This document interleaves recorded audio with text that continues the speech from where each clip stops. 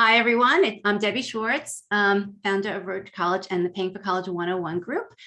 I have a few more tweaks I need to do with my settings, but while I'm doing that, I would love for you guys to tell me where you're dialing in from, how many kids you have, what year your kids are in high school, and kind of like where you are in this process. Maybe you haven't started researching, maybe you've gone on some college tours, maybe you already have a list. Just kind of curious to see the mix of where people are in the process. Wow, who's this? Estelle, you're in New York City and your son's a sophomore and you have a list? I'm impressed. Yes, I do. Thank you. Okay, good for you. And that is not to make anybody else feel bad, but because even if you have a junior, which I imagine most of the people are here today, and this is May, it is perfectly fine that you don't have a list together yet and you're just starting. You still have time. So thank you for sharing all this where people are at. And I really appreciate you coming during the day. We are going to do these a few more at night. Actually, to tell you the truth, I mainly do things at night, but we've kind of thrown in a few lunchtime events, this being one of them. And I also appreciate that it was last minute. We've been just getting a lot of questions about building college lists. So we thought, well, we'll just kind of pop one of these up again and try and see who can fit it in. And we do them periodically. So if some people couldn't make it today, I'm sure people will make it another time. Okay, great. Thank you for sharing all this. So let me tell you how we're going to work today. I do these as meetings. I love that, like the person just unmuted themselves and said something. I'm perfectly fine with that. But you can use the chat for your questions, either or. I love, again, no pressure, but if people can put the video on, it's just nice to see people's faces. And definitely over time, we recognize people, we recognize their names. It's just a nice way to get to know each other. Put your questions in chat as I go along, because I'm doing this during the day and I'm trying to, make sure that I get done by 1 o'clock. I may not always I will glance to the questions. I may not always answer all the questions just because I'm trying to get through what I want to share with you, but bear with me, put your questions in there. Even if I don't get to it, I always read them over the weekend, and I will probably send out another email Sunday or Monday, answering whatever questions I didn't get to. So just wanted to let you know that I'm not ignoring you if I don't answer your question. And that's about it. I'm going to get going. If everybody's good with that, let me share my screen.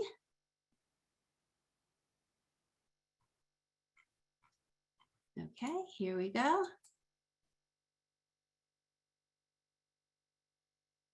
Let's see, am I sharing? Wow, I can't. Oh, there it is. Can you guys see it? It says it's like the front page. Okay, thank you.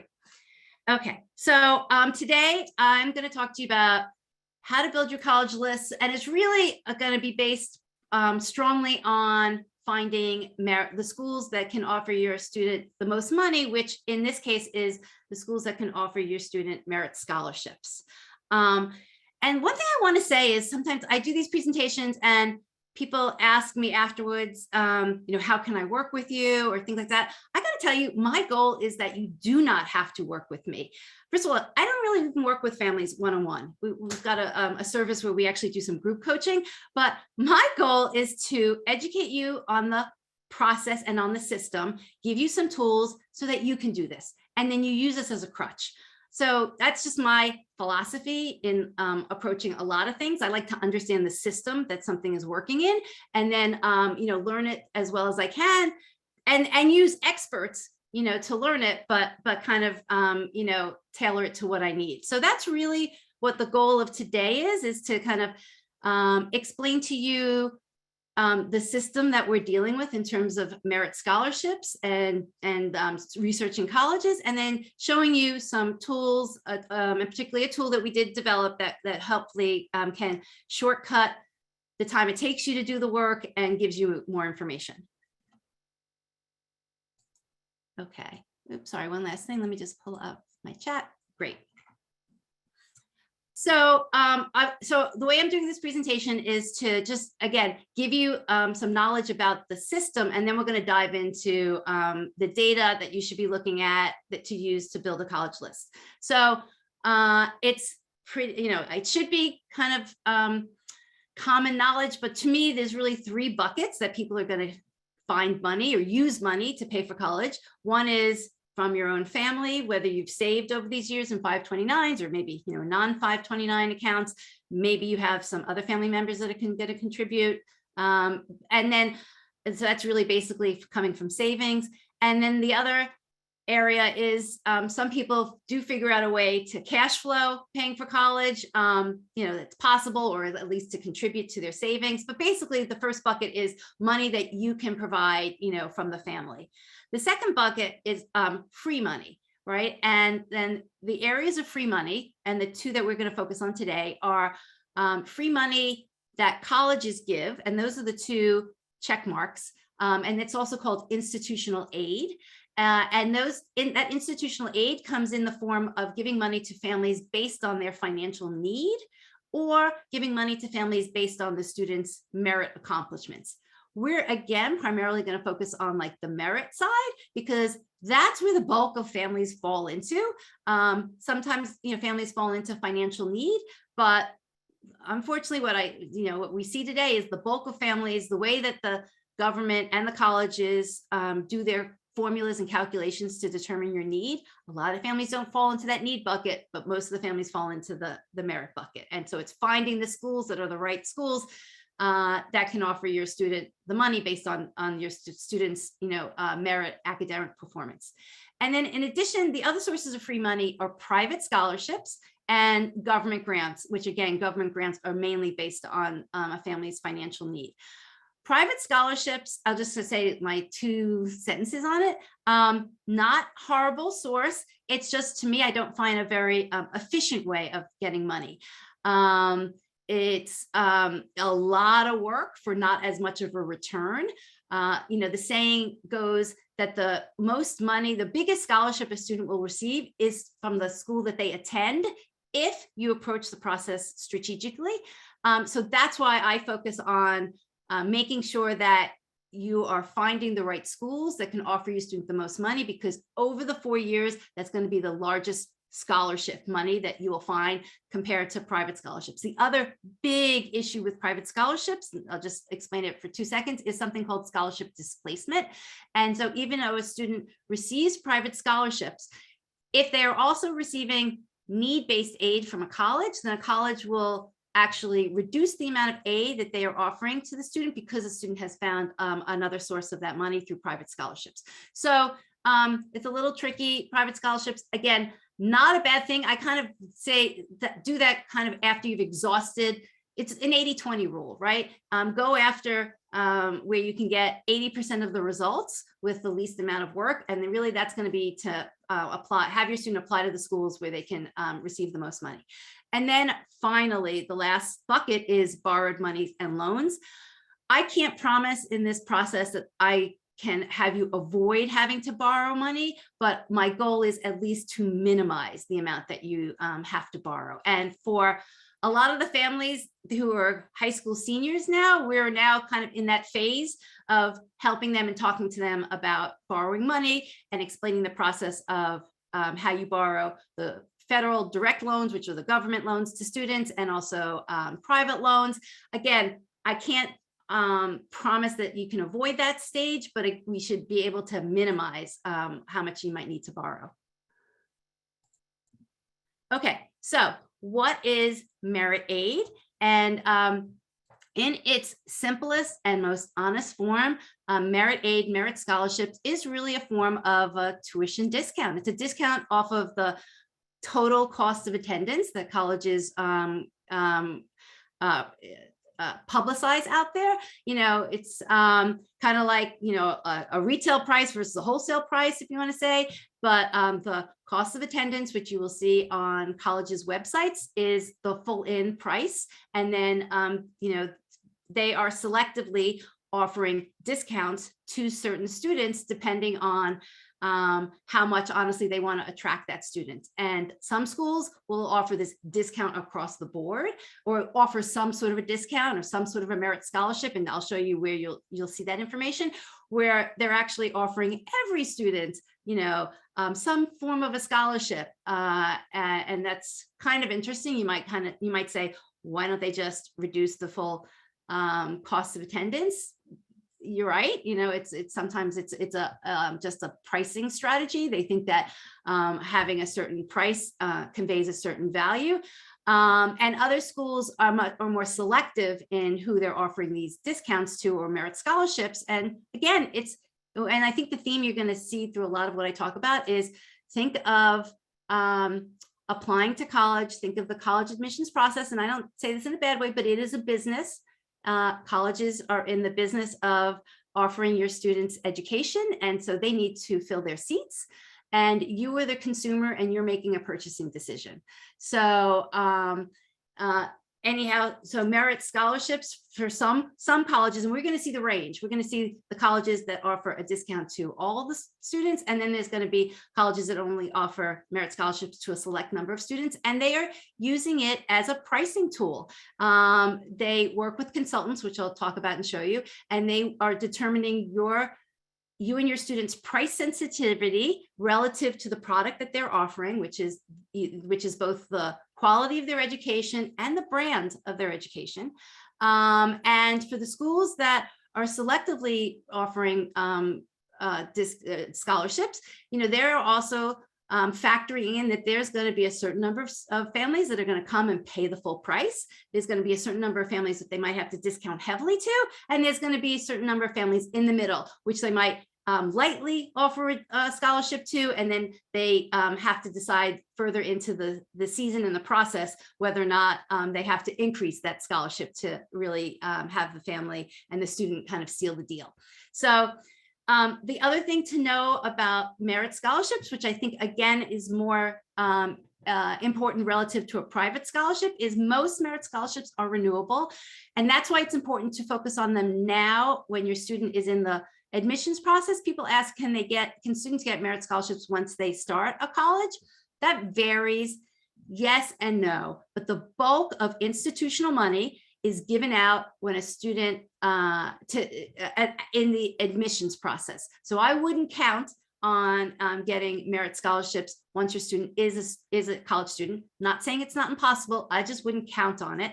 And that's why it's important to factor in merit scholarships as part of the admissions process, because it's really given at that entry point, and then it is renewable for 4 years as long as your student usually meets requirements. And this is kind of a little bit of a fine print that's important to read and know when those scholarship offers come through, is that most of the merit scholarships come with some sort of minimum GPA requirement. Sometimes that minimum GPA requirement is not something to worry about. It could, it could be a 3.0, which I would hope that most students can get, but sometimes it actually is something to pay attention to, and it could be higher, and it could be like a 3.5. And the reason why I say it's important to look at the requirements is if you're making a financial purchasing decision that your student can attend this college because you can afford it, and the reason you can afford it is because they've been given merit scholarships, you want to make sure that they don't have the chance of losing that merit scholarship during those 4 years. So you want to feel comfortable that whatever this requirement is, that they can easily meet throughout their 4 years. Because the worst situation, right, is that you've made this decision to send your student because it's affordable, because they got merit scholarships, and then sophomore, junior year, they lose their scholarship, and you're in deep, right? And now the price has gone up. I say that because that's really something you need to, again, you'll look at this when the offers come through, but I just kind of like to plant it in people's heads now. You have to know your student. You have to know, how much of an academic pressure or not that the requirements might be. And it also kind of might be relative to what major that they're in, so just kind of know that this is in the back of your head, something to think about down the line.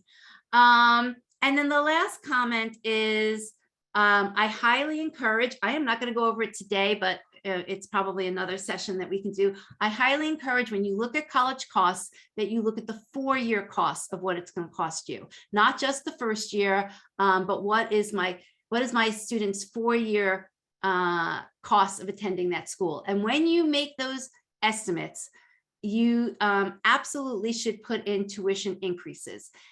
I used to say, well, not even like last year, because of the pandemic, we were saying, put in an estimate of maybe like an increase of 3% to 5% on the high side.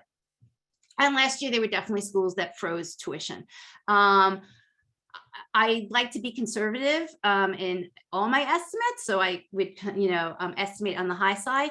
Crazy enough, I have seen at least one school.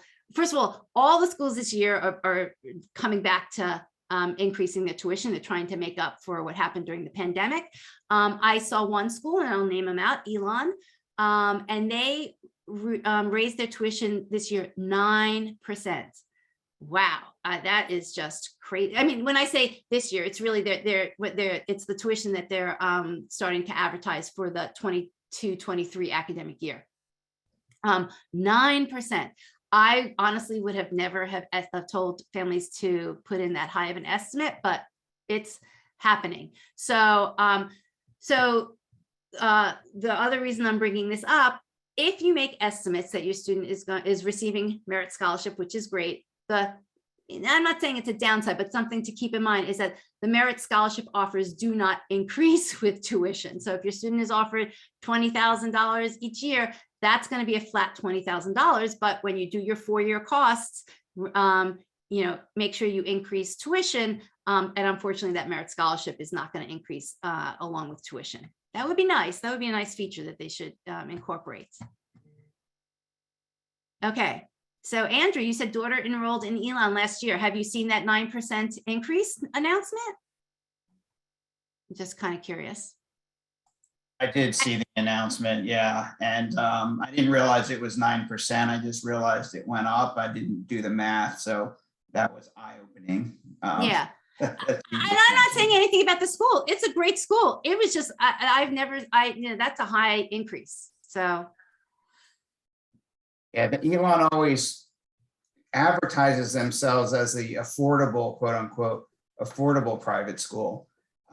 Because it is less than, a lot of, especially the Northeast schools and whatnot. And it's funny because a lot of the Northeast folks go to Elon to get out of the Northeast to go somewhere. When I say, again, I'm not putting them down because I'm not looking at, I didn't necessarily compare what their starting point is compared to like the East Coast schools. So you might actually be right. They still could be affordable. It was just a big jump. Okay, thanks for sharing.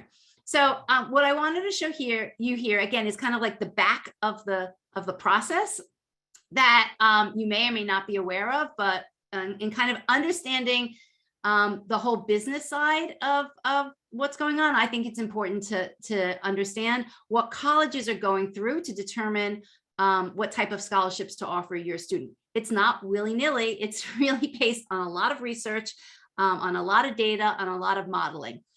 Whether we think that's appropriate or not, I'm not going to comment on. It's a business. And so just as in any other business, I mean, I spent a lot of years doing marketing and having as much data on my prospective customers was important. Estimating or projecting out what their next move was going to be based on the data I have was basically, our job in marketing. And so that's what you have to think of. What admissions officers are really now called enrollment managers. And that's exactly what the word means. They are trying to manage the enrollment process. And they are, to me, the equivalent of the marketing people at the colleges. That, you can think of marketing as just putting out the materials, but these guys are, they they have goals of filling their seats, and not just filling the seats. They are trying to bring in a certain amount of what they call tuition revenue. So, they are managing all these pieces of the process, and they're using data to make their decisions about which students they want to attract and how much money they're going to offer the students to bring them here. In fact, let me show you. I want to switch for 1 second to a different screen just to show you. This is actually the website of Ruffalo Noel Levitz, or a page on their website. And let's see, I lost my controls. Where are my Zoom controls? Sorry.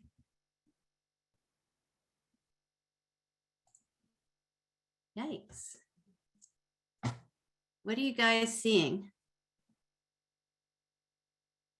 You, just Okay. you. Just you. Okay. Sorry. Okay. That's weird. Can't find my Zoom controls. What happened here? Did you minimize something maybe? I don't know. Wait, hold on. Hold on. Let me escape. Okay. Am I? Okay. Sorry. Yeah. Okay. Well, never had that happen. Okay. So let me show you quickly. Okay, can you see this page? It's it says identify which students are most likely to enroll with this predictive modeling tool. Can you guys see that? Yes. Okay, this is on the one of the, so there's two big companies that work with colleges on the whole modeling aspect. And one of them is called Ruffalo Noel Levitz. The other is called EAB. I just think that this is fascinating. This is their marketing to colleges saying, we're going to help, we're going to work with you to identify which students are most likely to enroll. And they're building predictive modeling. So, I just think it's important, again, for you to understand the process, and for them to do the predictive modeling. They're trying to get as much data as they can on your student and on you and your family. So they are looking at zip codes to see like what social economic, level you might be from. They understand your student's high school. Depending on whether they're test optional or not, they might be they're factoring in the test scores. They're obviously factoring their grades. And so they're factoring in, depending on the school, this concept of demonstrated interest. They are factoring in, did the student open up the email? Did they, come to an online course session? So they're trying to get their hands on as much data about you and your family. And they're also looking at students like in the past admission cycles and what the profile of those students were to kind of see, which profile of students responded best to whatever offers the colleges gave, and then how does your student compare? So again, just a little piece of information about the background of the business. And let me just share with you, again, I personally find these things, really fascinating. There was an amazing article. I'll send the link. This past September, this reporter, and I think he was commissioned from the Brookings Institute, did an in-depth study on all these algorithms and kind of like who's doing what. I just thought, and what his opinion was of the pros and cons of the colleges doing this. So I will send that out for anybody who's interested. Okay, so let me get back to my presentation. Whoops.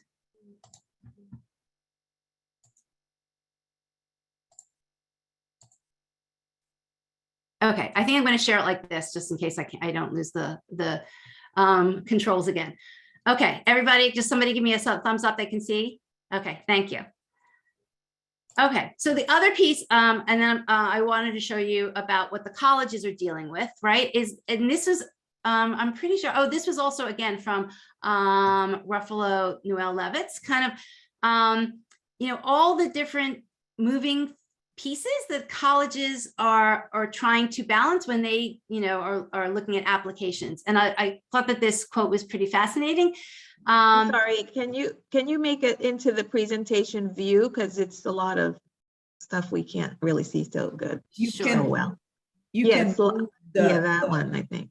you can minimize Debbie and Okay, is that better? Helpful? Yeah, that's good. Perfect. Thanks. No problem. No problem. So this comment, this quote, I think is from probably somebody who works at Ruffalo, and says, you also need awarding strategies. That's what they call this to the colleges that address the need and the willingness to pay. So colleges are trying to figure out not just does your student want to go there, but how much you're willing to pay to have your student go there.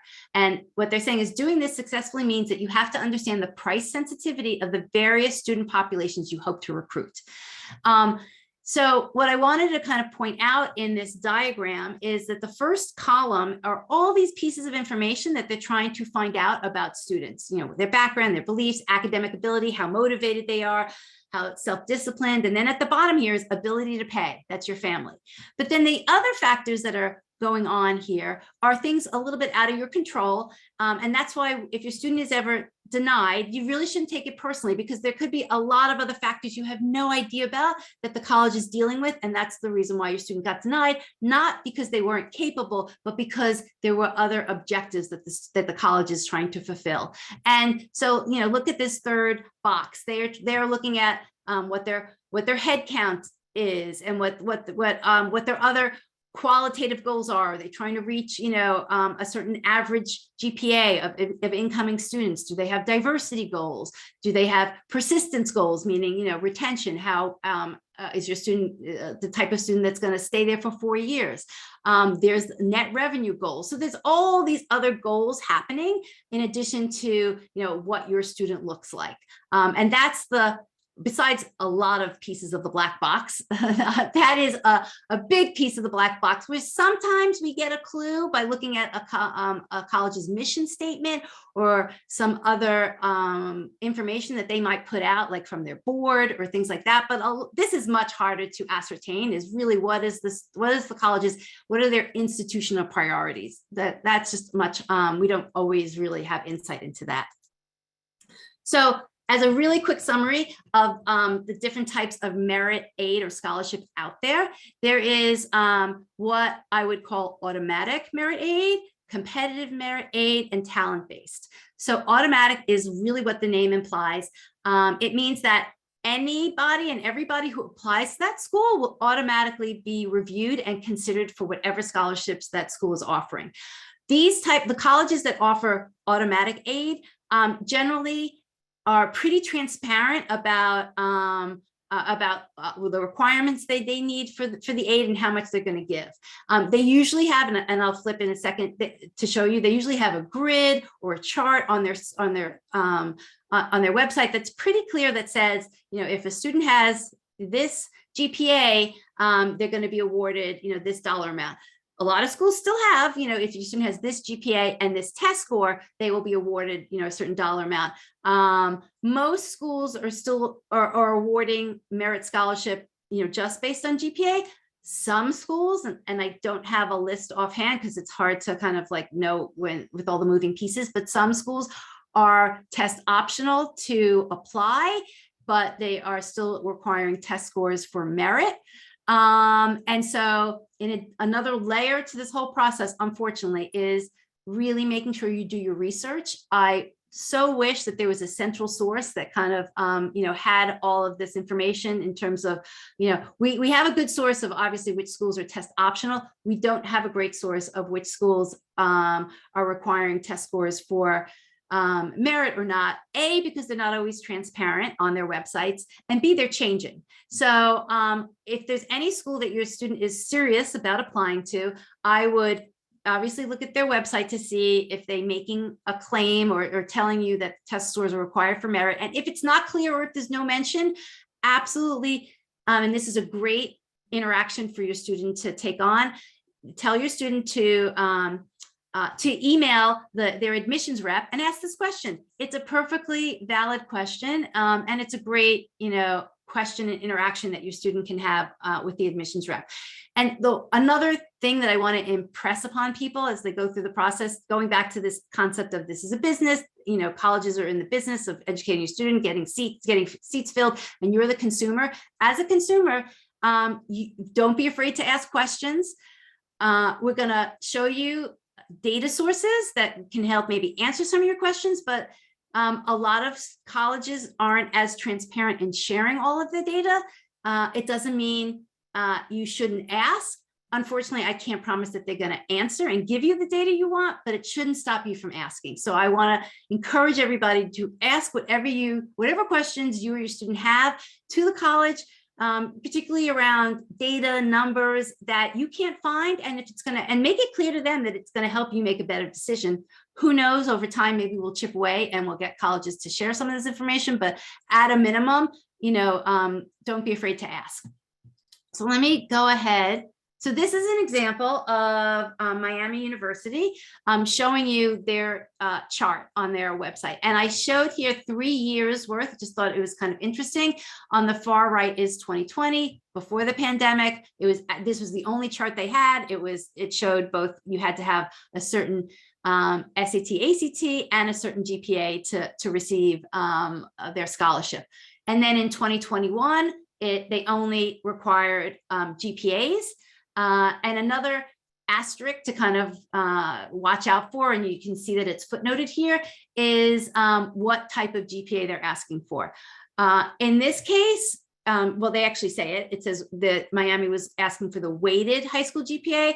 I will say that that's a little bit unusual. Most colleges are asking for the unweighted so that they can kind of strip any of the, the differences about how schools calculate GPAs. But it's a fine detail that you should make sure that you know what GPA you're using to compare against what's on the website. And again, if it's not clear, a perfect question that your student can reach out to the admissions offices and say, hey, the GPA numbers that you have on your website, that for weighted or unweighted. But obviously it's important to know, because you could be using one calculation of the GPA and looking it up and thinking your student would automatically fall into one of these categories, and there could be a mismatch. So the thing that's interesting to look at is in 2021 to 2022 is you can see on the far right, they changed both their brackets for the GPA that they were looking at, that Miami University was looking at, and they also changed the dollar amounts. And again, this goes back to the algorithms. They probably figured out more about the type of student that was interested in Miami University, the type of student that was accepting, and they, rejiggered their algorithm. And that's why the numbers changed on both the GPA and the scholarship amount. And unfortunately, all we can go on is what I call past financial aid giving history. So we can look at, last year's history of how the colleges gave money. It should be an indication of how they're going to give money next year, but there's no guarantee. And so we did see with some schools last year to this year that they still gave out money. They were still generous, but they weren't maybe as generous as they were the previous year. So the previous year was the height of the pandemic. They were really they were scared, which rightly so, of whether students were going to accept, and a lot of schools increased their scholarship amounts. Some of those schools brought it down this year. So again, I wish we had the crystal ball, but we're doing the best we all can with the information that's out there. You can still make a prediction about whether or not your student's going to receive a certain dollar amount. It just might not be as precise. Sometimes it is pretty precise, but there's obviously the chance that they're going to change their policies and change the dollar amounts from what they did last year. Debbie, I'm sorry. Yeah. I know I've seen the messages come through. Can you tell us where we would find, where would that be on someone's website, or on the college's website? I haven't seen it. So I just want to try to understand, is there someplace specific that we would find that kind of a chart? Oh, okay. So if the chart is on the college's website, I would search, honestly, merit scholarships for that particular college. And Okay. if it's there, it's there. If it's not, they may not be transparent to provide this information.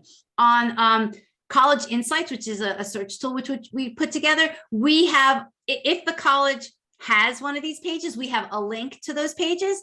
But again, not every college has it. Not every college is required to have it. So yeah. Okay, sorry to interrupt. Completely fine. And you know what? Again, I like to ask a lot of questions. If a college doesn't have it, have your student ask, I know you give merit scholarships. Do you have some sort of grid? They'll come back and say no, but at least maybe, they might, maybe they are only going to give it to people who ask. You never know. So, I wouldn't, just because you don't see it, I wouldn't assume you can't get a hold of it. I would at least give that question a try. Okay, thanks. Okay, so competitive merit aid is kind of what the name implies. It means that a student is going to have to apply for that scholarship. So the reason I bring this up is it usually implies an extra essay.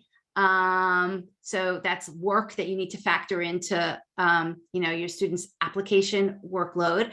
The really most important thing to know about this is sometimes, not always, but sometimes there's a different deadline for a competitive merit aid application versus regular decision deadlines. And the most notable example is USC, University of Southern California. They actually don't have early decision or early action. They just have one regular decision deadline, which is January 1st. But their deadline for merit scholarships is December 1st. And it's a hard deadline. So if your student doesn't apply for merit scholarships, and I think this is a separate application, by December 1st, there's no way that they're going to be reviewed to get those to get that money. And and that's the case with several other colleges. So again, I'm kind of like planting these seeds in your head that once you find out a college offers merit scholarships, make sure you know the process. Do they fall into the automatic where everybody is going to be reviewed, or is there a separate application your student needs to fill in, and what is the deadline of that application?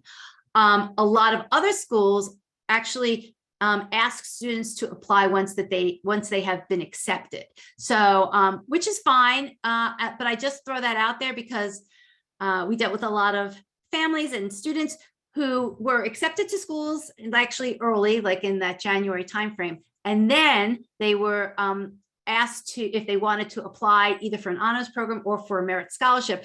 And it's just something to be prepared for, because by January you and your student are a little burnt out of writing essays, and some students, if they have to go through this additional process, you just kind of have to help them get through it, because it could be like a whole nother round and a different set of essays that they need to write to continue to be in that applicant pool to get scholarship money. And then the last piece, talent, is kind of what it is, what the word describes. It's going to be usually based on an audition or the submission of like a portfolio. And again, what's really important to know if your student is in this category is the deadlines. The deadlines for potentially scheduling an audition, a deadline for when a portfolio needs to be sent in. It will most likely be a different deadline than the actual application admission. So deadlines are really important in this process. I kind of say, we can help families at all points in the process, but what happens is the further along you go in the process and you miss deadlines, your options are just more narrowed. So there's always something we can do, but you just lose like your whole availability of options the more the process moves along, and the more more deadlines pass. Okay, so here's just like an example, and I'm going to skip right after this to the actual tool. Actually, you know what? I'm going to skip this. This is really just to show you that how important it is to know what school your student is applying to. And so paying less for college, right, starts with the right admission strategy. You might have a certain budget in mind. You should know your EFC is. The possibility of getting close to your budget or having your student receive merit scholarships is going to be based on how smart and or how strategic you are in having your student apply to the right colleges. Another saying we have is you can't get money from a college you didn't apply to, right? So if you think of this whole thing as a process, and it clearly is, one of the most important steps in the process is the creation of the college list and meeting deadlines. Once those applications go out and deadlines have passed, your student can't kind of roll things back and say, oh, I wish I had applied to that school because now I see that I could have gotten money from them. And so this is just an example of Beloit versus Syracuse. As you can see here, Beloit is more generous in the money that they give. Also, what's going to determine your net cost, which is important to look at, is what the starting point is, right? So Beloit just has a lower total cost of attendance. They have a lower total cost of attendance, they're giving more merit scholarships. So obviously by default, their net cost to you is going to be lower. Syracuse still gives money, not as generous, and they're starting at a higher total cost of attendance. So these are all the pieces of the puzzle that you need to start to put together. And here's a story, and it was direct from the Paying for College 101 Facebook group. And, you know, I just wanted to share this, not that I make these things up and it's not to scare you. It's just this is what happens sometimes if parents and families don't really understand the process until too late. So here's a story that person said, my son got into 2 schools. He applied to 6, which this year, you know, because of the frenzy of applications, students really applied to way more than 6. It was usually in the 12 plus category. But in this case, he applied to 6 schools. 4 of them were reaches. That's another kind of conversation about what the mix of the schools are that your students should apply to.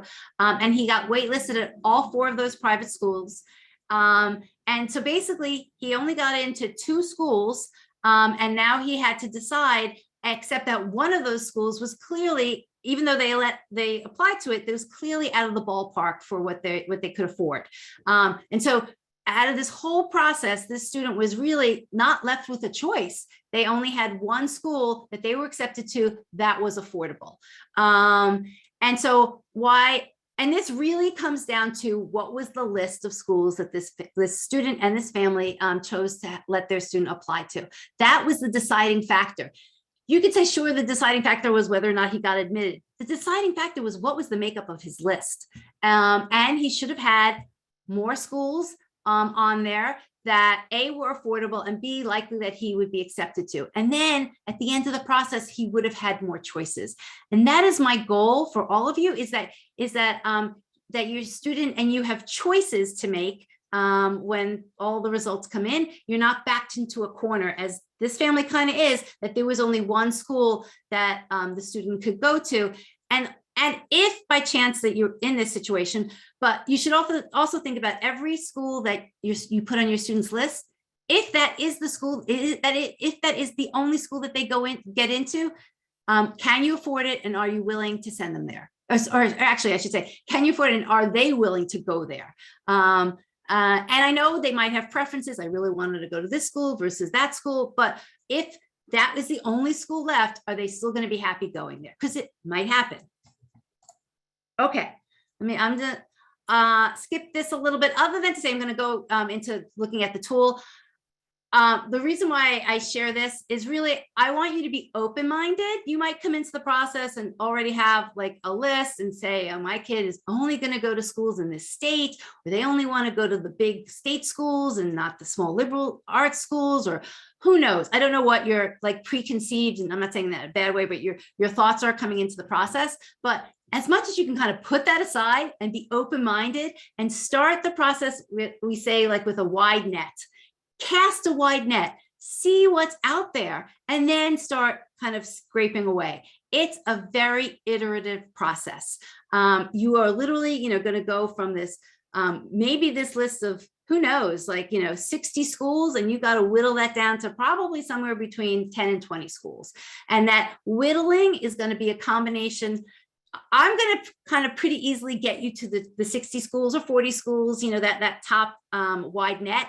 And then I can, get you down to the next level, but really getting closer to the final level is going to be your research. It's going to be digging into the school's websites. It's going to be asking questions at the information sessions. It's going to be tracking down students who already attend. And that's kind of, and it could be just your own thoughts and your own students, like, change in mind about what they are most interested in. And it could be college visits. So that's what makes this kind of like, it's not a one and done. It's not like, oh, I'm going to do this work on Sunday, and then by Wednesday we'll have our list, and, and he or she will start doing essays.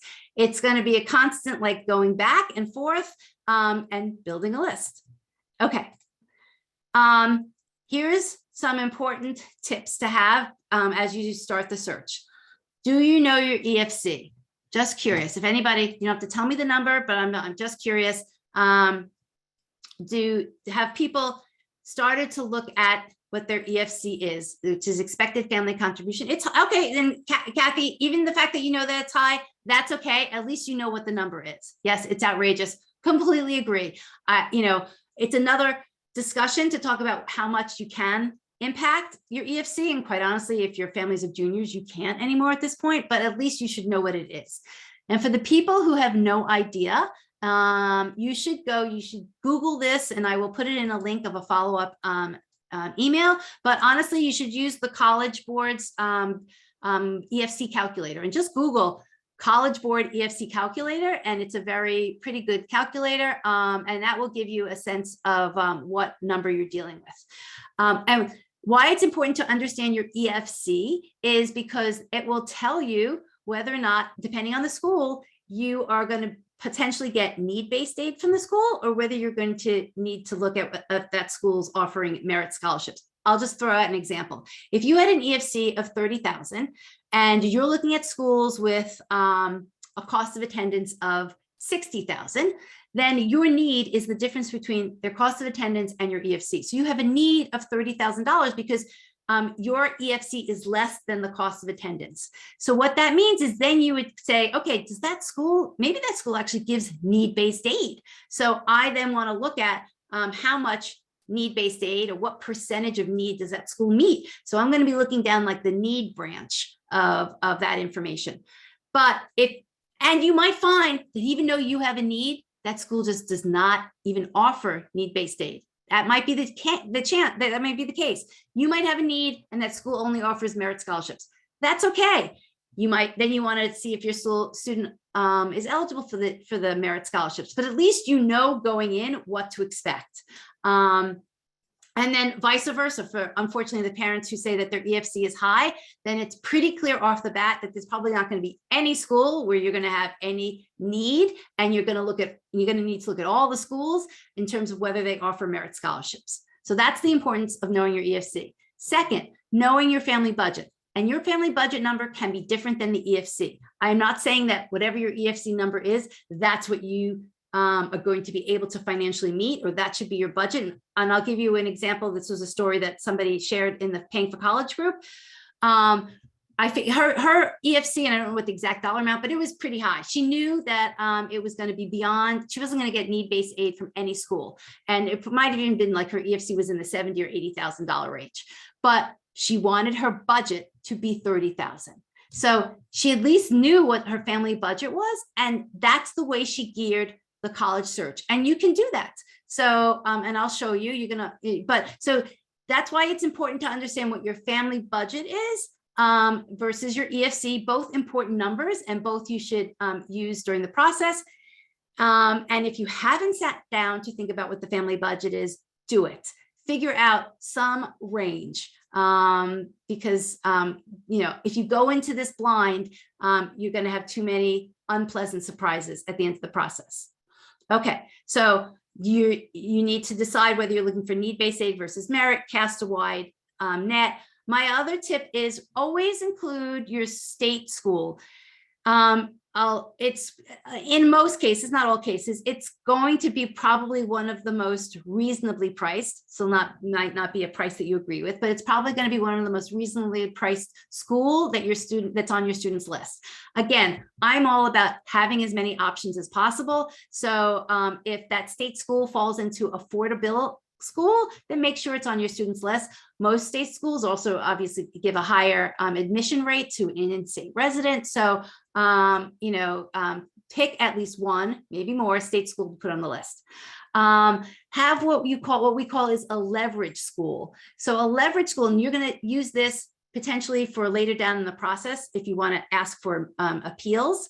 A leverage school is a school that is similar to maybe the ideal school that your student wants to get into, meaning it might have a close to a similar selectivity or admission rate, but it could be a more generous school. So so it might not be the school that your student ideally wants to go to, and this is the only school I would put on the list where if in that category of your student may not want to go there, but you're going to put it on the list for honestly negotiation purposes. If you have if you have this school on the list and your student gets into this leverage school and they get into the school that they really want to go to, and the leverage school gave them more money, you can kind of use that as evidence when you go through the appeal process, if that's what you end up going through. And the way to find this leverage school is to Google something called, whatever your student's school name is. I'll just stick with Elon. You would Google Elon peer institutions. It's not a guarantee that you will find what their peer institutions are, but a lot of schools actually have this where they list who they consider their peer institution. And so if your student applies to a peer institution and that school is more generous, it's more likely that they will say, because they basically, their peer institution is both a school that they look at that is academically similar to them, but it's also a competitor to them. So they are kind of, want to make sure that they can get your student versus one of their peer institutions. Okay, let me skip over. I'm gonna share a screen on College Insights and show you where some of this information lives. Okay, stop screen. Thanks. And then, okay, just somebody give me a thumbs up. Can you see College Insight? Thank you, thank you. Okay, so this is a search tool that we put together. It's a combination of government data and I just hear somebody. I want to mute there. Okay, go ahead. It's a combination of government data, common data set data, and crowdsourced data. So it's pulling all of those three and some scraped data and so it's pulling all of that data together to make it easier to compare. First of all, to have it all in one place. And to make it easier to do your searching and filtering and comparing. And, to be perfectly frank, some of this information is free. The government data is free. The common data set information for most schools is free because they publish it on their site. The issue is it's only free by you going to each school individually. So there's not really a source where you can kind of do what I call a reverse lookup. And the crowdsourced data is data that we have collected over the past few years of the actual offers that students have gotten from colleges. So if you've never used College Insights before, you can go in and ask for 5 schools to see like a sample of the information that you get. When I go in, I'm going to bypass that because I obviously already have an account, but you will see these 5 free schools. That is free. It's kind of what we call your first list. And then if you decide to actually go further using College Insights, you have to upgrade. And you then get 7 days free of seeing the whole tool. So, what can I say? I encourage you to just give it a try because you can, see stuff for at least 7 days and see if it's helpful. The one other little caveat I will tell you is that you can go through and get your 5 schools on a phone, but after that you have to use College Insights on a laptop. We are working on a mobile version, but our first version out was really to give people access to the data, and the easiest way of really looking at all this data is to do it on your laptop. Okay, so let me log in.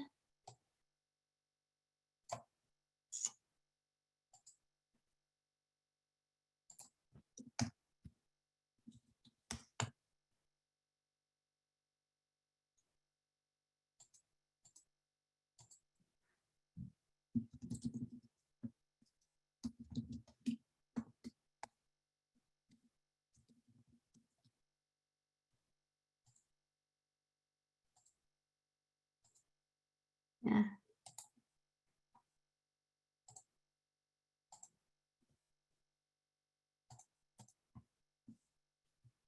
Okay, so when you first go in, I must have had it here. It would really actually load all the schools. I must have been in here recently. So, okay, it's going to reload all the schools. So there's 2 way, actually there's 3 ways you could be searching on here. One is you can create your own lists. So you can look for schools and then, and then save them in a list. So it could be, these are all just the engineering schools that my students interested, or these are the schools that are most generous, or these are the schools that have early decision. So you can create whatever name you want for the list, and you can create as many lists as you want. So that's in this first section here. The second section is if you have a specific, maybe you already have it, and I forget, the woman's name at the beginning, who's a sophomore, and you already have a list. You might want to go in here and put all the specific colleges that's on your student's list, and then search for those specific colleges and see all the data to compare those colleges. So if you know where you want to go, what colleges you want to look at specifically, you can come to the second section. And then the third section is you don't know what schools are out there. This is in the mindset of having an open, casting a wide net, having open mind. You're gonna fool around with some of these preferences and see what's out there. Let me tell you that we purposely do not have a lot of preferences here, because our goal is to help you find the schools that are affordable, and affordability is not about whether or not a school has a fraternity, and it's not about whether the food is good. It's really comes down to your students' stats and sometimes the size of the school and the location. And then of course we layer in major, because that's important if your student already knows what they want to focus on. But we don't have all those other ancillary types of searching, because that's kind of like a second layer searching. That's like, well, after you've found the list of schools that might be affordable, you found the list of schools where your student can get the most merit scholarship from, then start doing that other level of searching. But I don't like to have it confused with the top level of searching. So I'm just gonna, so you can see here that it loads all the colleges alphabetically. I'm gonna quickly go through these different groupings of data. And I'm going to jump to some that are the most interesting. So under academic stats, we have high school GPA, and then whether or not it's test optional, most schools are these days, and the average SAT, and then the 75th percentile SAT or ACT. This number is important because, again, if you're looking for merit scholarships, you want your students' test scores to be at the top end, and that is what we call the at or above the 75th percentile. So that's why it's important that we have that information there, and we're going to give you the chance to filter and search by that information. And let me just go back for a second here. And I know in this world of test optional, and you're going to say my student might not have a test score. I get it. What I would encourage you, and I think I have it here, and I will put it in the follow-up, is that if your student doesn't have a test score, they may not even be planning to take the test, I would take their GPA and convert it to a range of a test score. And this is a site that has ACT and an SAT conversion chart. And I'll send that later, or you can also just Google, converting ACT and SAT to or GPA to ACT or SAT. And the reason why I say that is you can kind of see is because just from a data standpoint, first of all, colleges only share with us what the average GPA is. And colleges actually haven't done in the past, because GPA wasn't as important as a number. I mean, it was important, but not, they don't have as much data on it. So you can see that there's schools that don't share their GPA information. Most schools share the test score information. A lot of schools don't have as robust GPA information. So that's why I recommend do both. But really, if you have your students' test score, or even a simulation of what they would have, gotten, I would use that to do some of this searching. Okay, admission stats. We show you what the overall admit rate is, but for the schools that have any sort of early programs, like an early decision, early admission rate, we break out what the early decision rate is, or early action rate, and then what the remaining regular decision admit rate is. For some of the more elite schools, that really makes a difference. Even though their overall admit rate is crazily low these days, you will see that the early decision rate is usually an advantage. And what's really important to look at is what percent of the class is filled early decision? Let me do a quick search on that, or a sort. Actually, here, we'll sort it the other way. So let's look. So Middlebury College, right?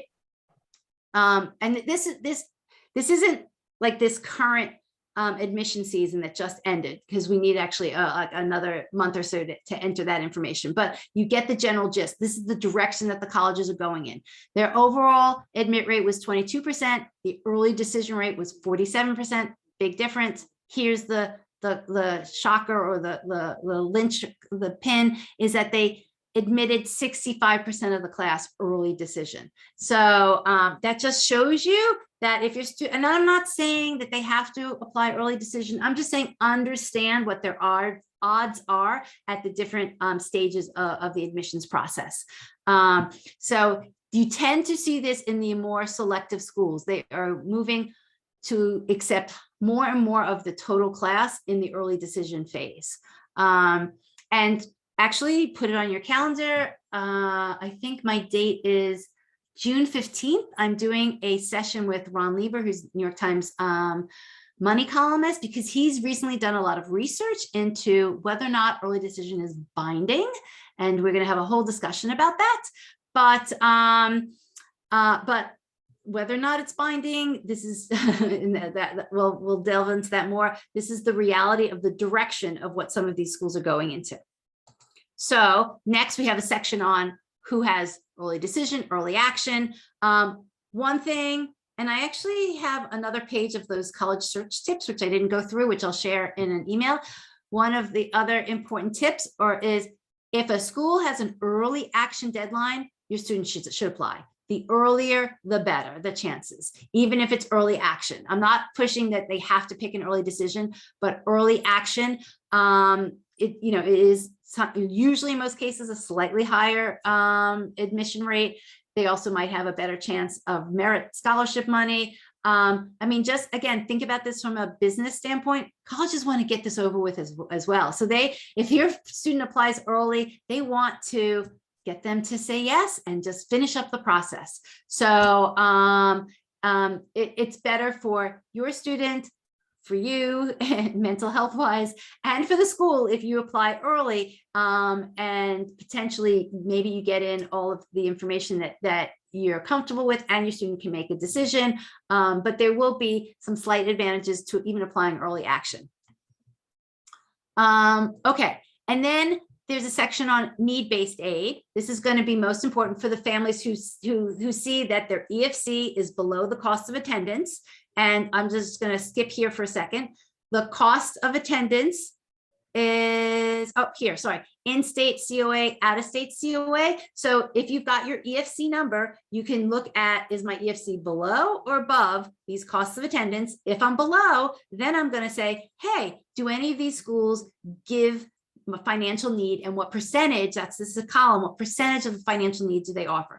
We're looking at the more selective schools right now just because of the sort. And so selective schools tend to not give merit because they're not looking to attract, they want to attract students, but they don't feel because of their brand, their positioning, that they need to actually offer students any money.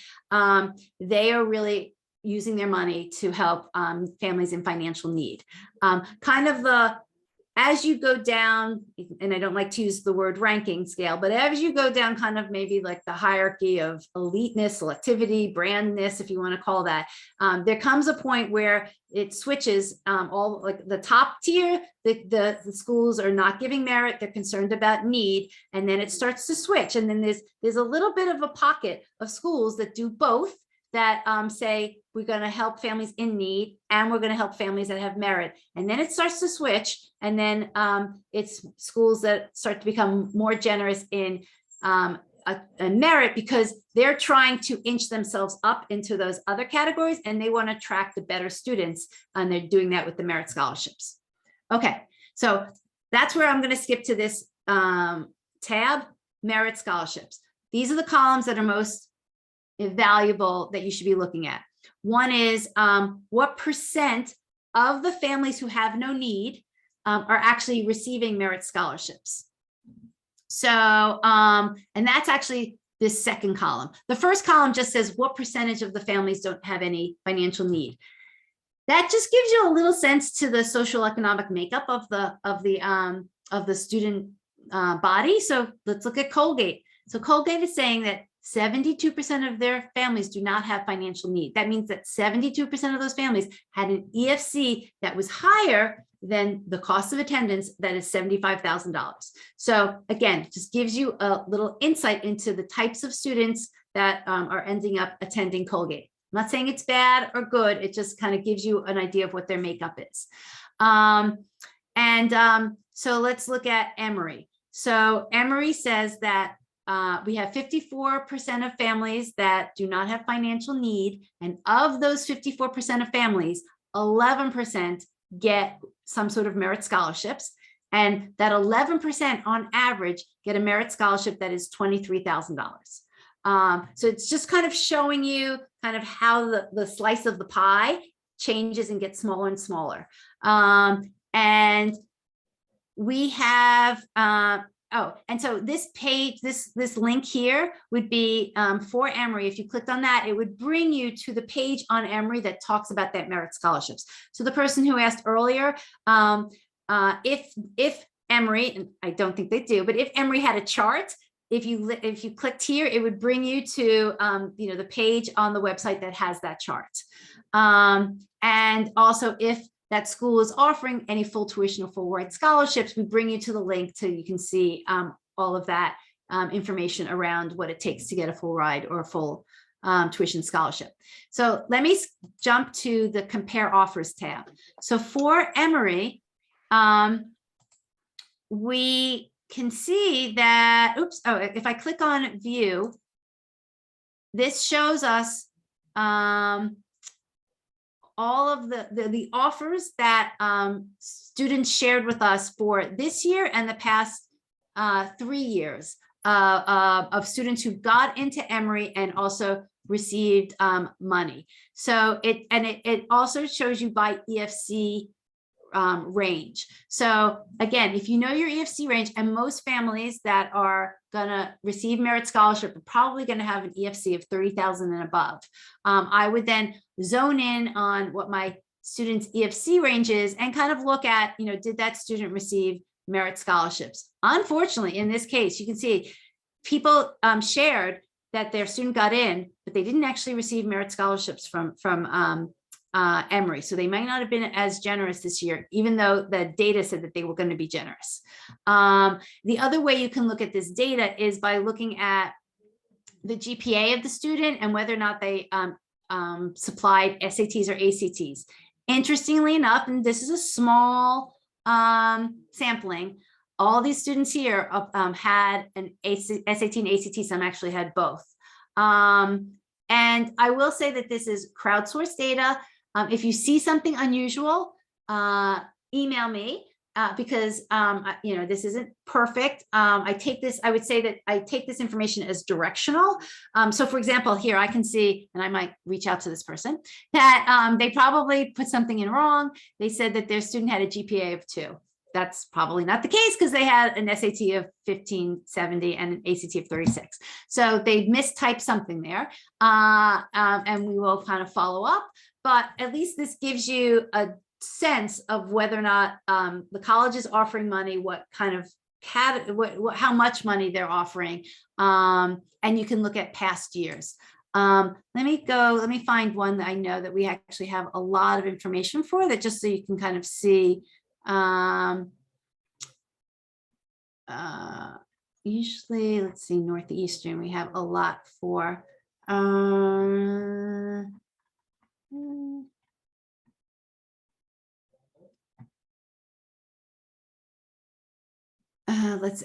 We'll look at College of New Jersey.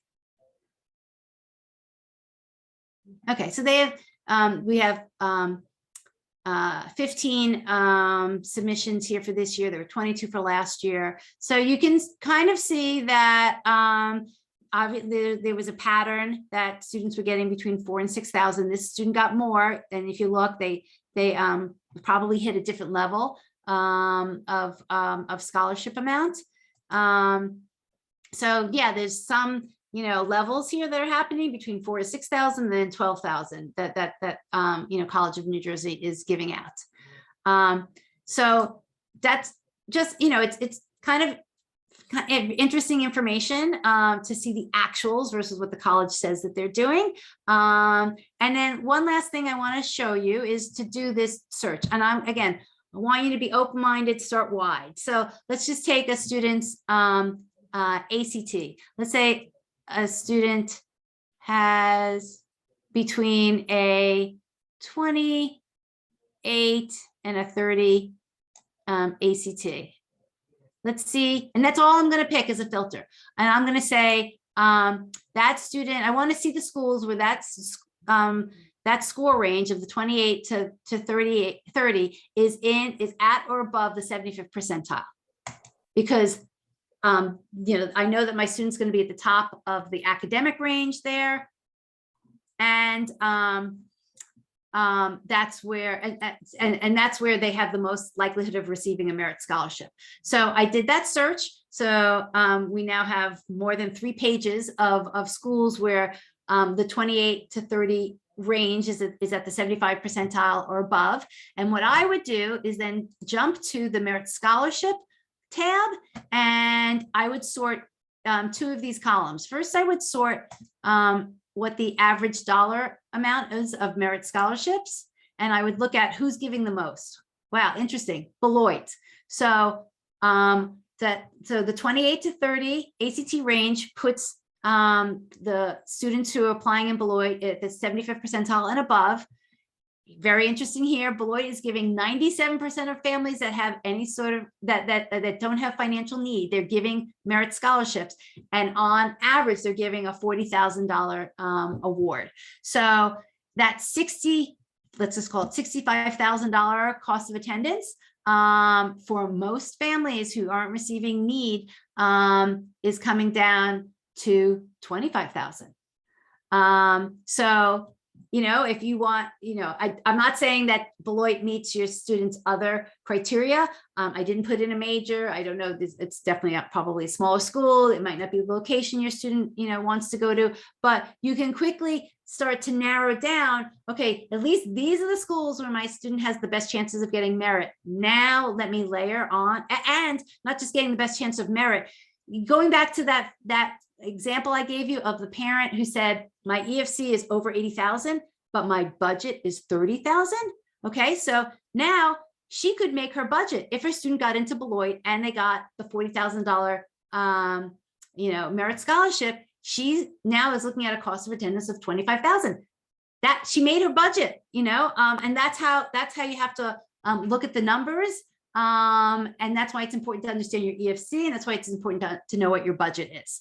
And then honestly, I must have been liking these schools for a different search. So that's why they're already hearted. But usually they will come like with a blank heart. You would then, say, okay, I want to save that school. This will come up and say, do you have a list you want to save it to? If you don't have a list, you can create and name the list. And now you can start building. And I would encourage you all to build that list of schools where my student has the best chance of getting merit scholarships, and then off of that list create like variations of that list. So now if you do more research, it would be schools where my student can get the most merit scholarship and has the location that they're interested in, and that's how you start to whittle down from this big list down to probably the 10 to 20 schools, or maybe 8 to 15 schools that your student's going to end up applying to.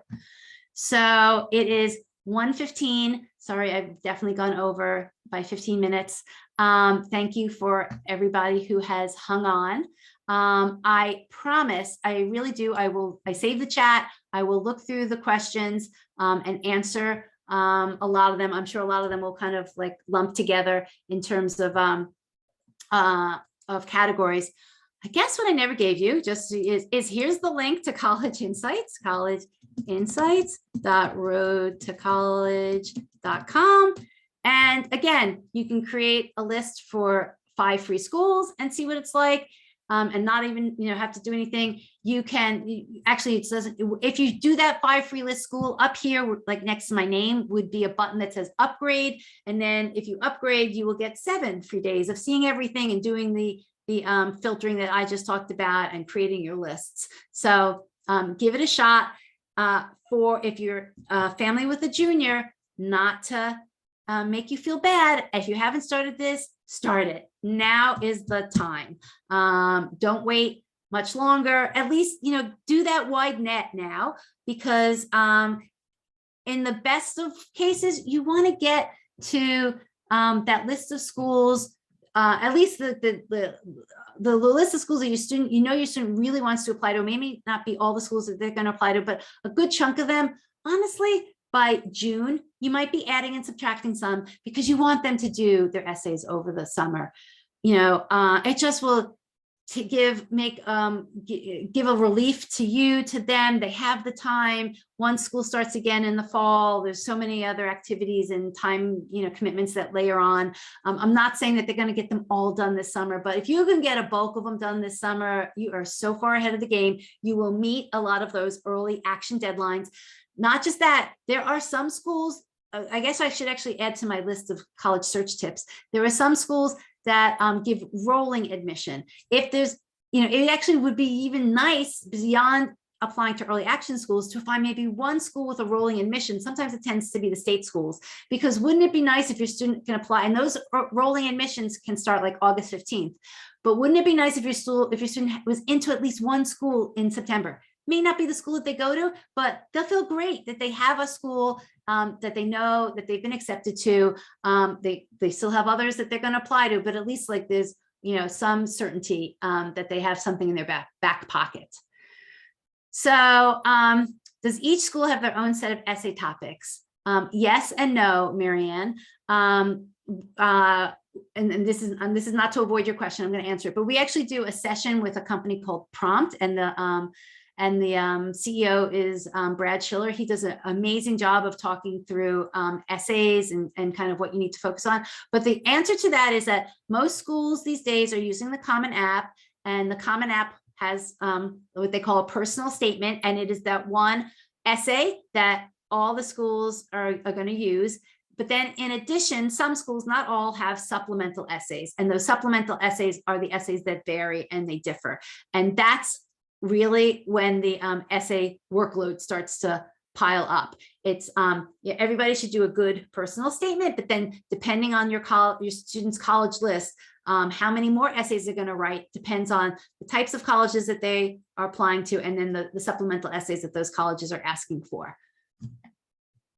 So are HBCs included within College Insights? Yes, they are. We don't identify them as HBCUs, but they are. We have close to about 1,800 to 2,000 schools in College Insights. It's mostly any school that had a total undergraduate of more than like 500. But so HBCUs are in here. How can you write an essay in the summer without knowing the topic? Oh, the topics are available. The Common App essay, although the Common App doesn't go live until August 1st. The personal statement essays are available now. They're not, I think they usually don't change that much year to year. And I think they've already made the announcement of what the essays are. There might've been a tweak in one essay, but they are available. And you can also log into the Common App before August 1st if you want to see what that is all about, which I highly encourage you. You can sign in ahead of time. You can actually create an account, and your student's information and account gets rolled over to August 1st when it officially becomes live for the next admission season. Okay, would I please define those first two columns again, freshmen without need and those receiving merit? Sure. So freshmen without need are the percent of students who applied and enrolled in that school who didn't have any financial need. And financial need is defined by, was their EFC above or below the cost of attendance? So again, I'm looking at Beloit. So Beloit says 20% of their families did not have financial need. That means that 20% of the families had an EFC that was above 65,000, and that 80% had an EFC that was below 65,000. We don't have the distribution of what those families were below the 65,000. We just know that they had some form of financial need. And then the next column is of those families that didn't have financial need, how many of them were offered merit scholarships. So again, in the Beloit example, the 20% of the all families who that enrolled in Beloit, 97% of those 20% received some sort of a merit scholarship award. Okay, so I'm sure that there are a lot of other questions here. I will go through, I will probably send a faster email with just a link to this recording, just because I can get that out faster. And then by Monday, I will have looked through all of these questions and summarize then summarize some of the big ones, and I'll respond to those. Thank you for everybody hanging in. I know, again, it's like almost gotten on an hour and a half. Hope that this is a good start, and let us know whatever questions you have, and we will see you around either on Facebook or the internet or through email. Take care. Bye.